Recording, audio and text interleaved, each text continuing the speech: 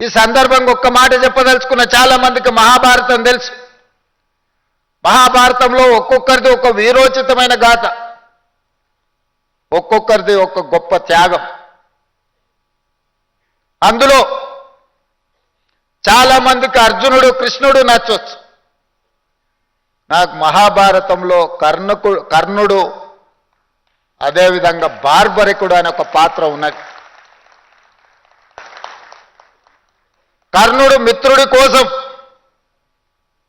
కర్ణుడికి అవమానం జరిగినప్పుడు అండగా నిలబడ్డ మిత్రుడి కోసం సర్వం ఒడ్డి పోరాటం చేసిండు. చివరి ఊపిరి వరకు అండగా నిలబడ్డాడు. కొందరికి అది తప్పుగా, కొందరికి నచ్చకపోవచ్చు. కానీ కర్ణుడు మిత్రధర్మాన్ని నిర్వహించిండు. నేను కూడా మిత్రుల కోసం అండగా నిలబడాలి. కొంతమందికి నచ్చొచ్చు, నచ్చకపోవచ్చు. కొంతమందికి ఇబ్బందికరంగా అనిపించవచ్చు. కానీ మాదిగలను మిత్రులుగా భావించి అండగా నిలబడాలి అని నేను అండగా నిలబడ్డా. రెండవ పాత్ర బార్బరికుడు. చాలా మందికి పాత్ర తెలియదు. మేము భీముణ్ణి విన్నాం, ధర్మరాజును విన్నాం, నకుల సహదేవుల పేర్లు విన్నాం, దుర్యోధన దుశ్శాసుల గురించి విన్నాం. బార్బరికుడు గురించి మేము వినలేదని చాలా మంది అనుకుంటుండొచ్చు. భీమసేనుడి కుమారుడు ఘటోత్కచుడు. ఘటోత్కచుని కొడుకు పేరు బార్బరికుడు. మరి ఆయన ప్రత్యేకత ఏందని మీరు అనుకోవచ్చు. బార్బరికుడి ఉన్న ఒకే ఒక్క గొప్ప లక్షణం, బలహీనుల పక్షాన నిలబడి కొట్లాడడమే అతనికి ఉన్న గొప్ప లక్షణం. అతను యుద్ధంలో దిగినప్పుడు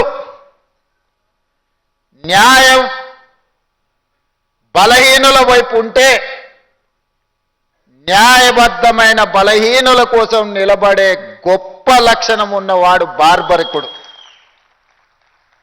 ఈ వర్గీకరణలో కూడా న్యాయం మీ పక్కన ఉంది, మీరు బలహీనులు కాబట్టే మీ పక్కన నిలబడి కొట్లాడాలి అని. ఇక నేను కూడా మీ పక్కన నిలబడకపోతే ఇక ఈ జాతికి మేలు జరగదని ఆలోచన చేసి రాజకీయపరమైన ఒత్తిడులు వచ్చినా మీ పక్కన నిలబడి ఈ సమస్యకు శాశ్వతమైన పరిష్కారం చూపించాలి అని ఒక ప్రయత్నం చేసిన.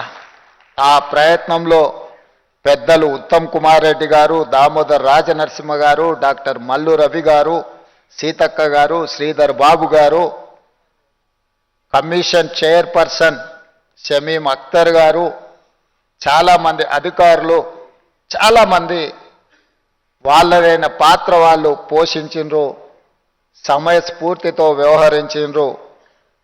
దాన్ని ఒక చట్టబద్ధత కల్పించి ఈనాడు మాదిగ ఉపకులాల వర్గీకరణను అమలు చేస్తున్న మొదటి రాష్ట్రంగా తెలంగాణ రాష్ట్రం ముందున్నదని ఇక్కడ నిలబడి మాట్లాడడానికి నాకు చాలా సంతోషం కలిగిస్తున్నది. సుప్రీంకోర్టు ఆదేశాల తర్వాత ఈ దేశంలో మొట్టమొదటి శాసనసభలో మనమే ప్రకటన చేసుకున్నాం. ఈ దేశంలో మొట్టమొదటి రాష్ట్రం మాదిగ ఉపకులాల వర్గీకరణను అమలు చేసి దేశానికే ఆదర్శంగా నిలబడ్డాం.